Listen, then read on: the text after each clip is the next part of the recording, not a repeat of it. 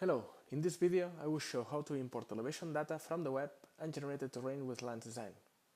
We can find this option under the main Lands Design toolbar or under the Terrain toolbar.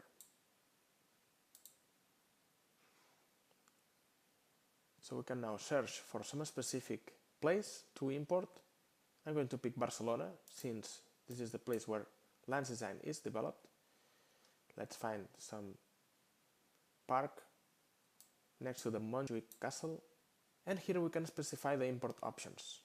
So we can decide the total number of points to import in each direction or the sample every certain value.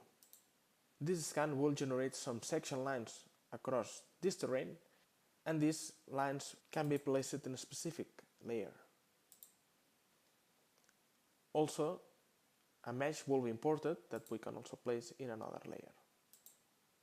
We can decide whether we want to generate automatically terrain or not, and if we want to import also the image, we need to do it from the OpenStreetMap option.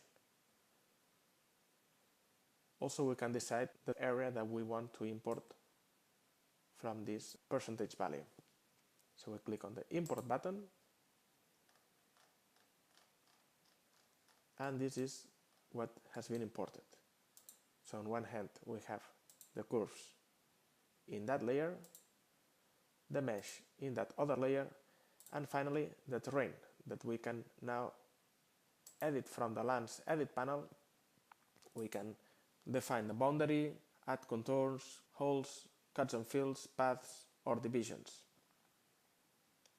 And if we switch to the 2D representation, we can see it in 2D and change the number of contour lines or the distance among contours.